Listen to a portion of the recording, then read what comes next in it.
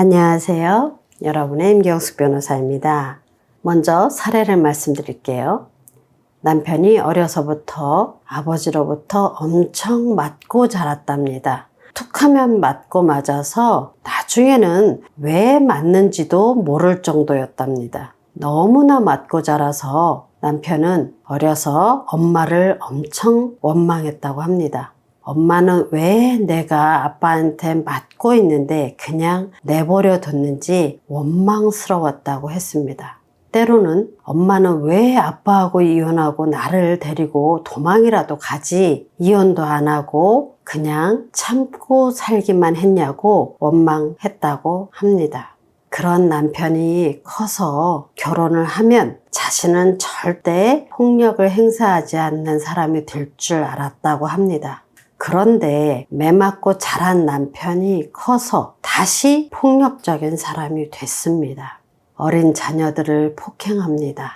말 안 듣는다고 때리고, 공부 못한다고 때리고, 대든다고 때리고, 폭력이 되물림되었습니다. 그러다 남편이 아내까지 폭행을 했습니다. 아이들이 대든다고 엄마가 그렇게 키워서 아빠를 무시하는 거라고 아내를 때립니다. 또 다른 사례를 말씀드리겠습니다. 부인이 남편과 결혼을 했으나 남편은 부인보다는 자신의 원가족에게 더 충실합니다. 모든 일의 우선순위는 남편의 가족이 먼저입니다. 그러다 보니 아내는 소외감을 느낍니다. 그러다 결혼 전에 사귀었던 남자친구를 우연히 만났습니다.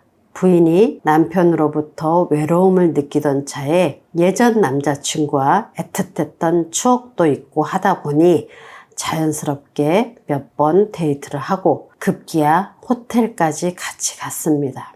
그리고는 남편에게 들켰습니다. 부인의 외도 사실을 알게 된 남편이 불같이 화를 내면서 당장 이혼하자고 했습니다. 죄인이 된 부인은 남편의 처분만을 기다리고 있었습니다. 어린 아들이 있었고 집안 어른들도 이혼만은 하지 말라고 말리고 해서 결국 남편이 용서를 해준다고 했습니다. 그러나 남편의 용서는 용서가 아니었습니다. 그 후로 남편의 의심과 집착은 날로 심해져 갔습니다.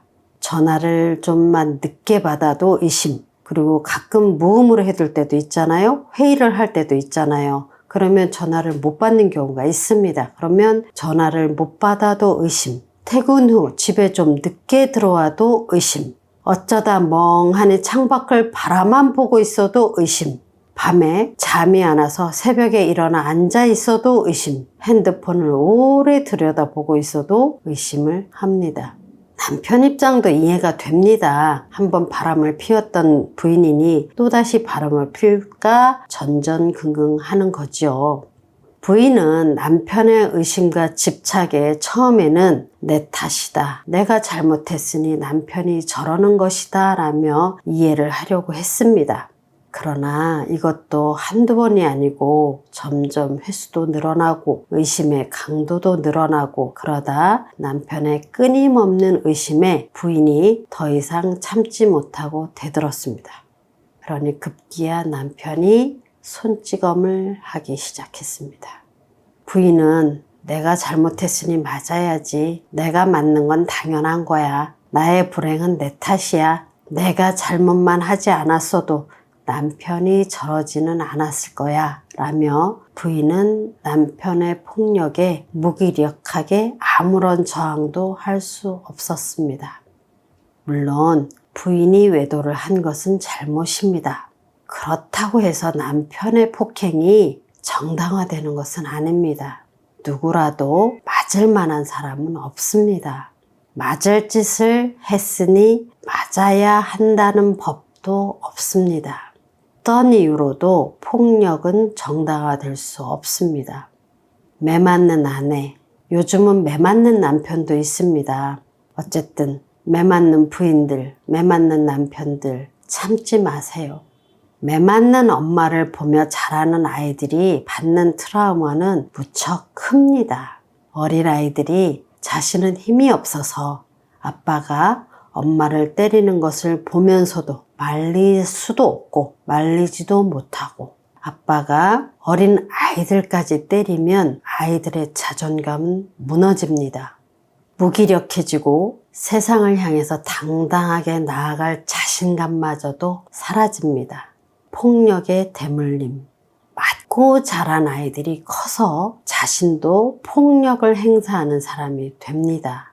어려서 폭력에 그대로 노출되는 환경에서 엄마가 맞는 것을 보고 자라면 자신이 커서 부인을 그대로 따라서 폭행하게 된다는 겁니다.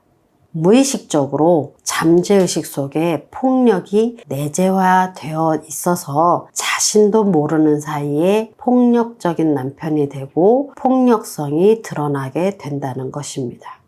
폭력적인 가정이신가요? 남편의 폭행이 상습적이신가요?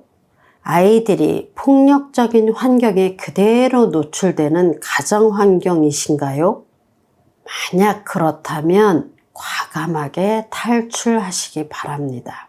더 이상 참지 마시기 바랍니다. 폭력은 또 다른 폭력을 낳습니다. 불행을 참고 견디는 것만이 능사는 아닙니다. 폭력에 대항하는 용기를 내시기 바랍니다. 오늘 이야기 도움이 되셨나요? 도움이 되셨다면 구독, 좋아요, 알림 설정 부탁드립니다. 지금까지 임경숙 변호사였습니다. 감사합니다.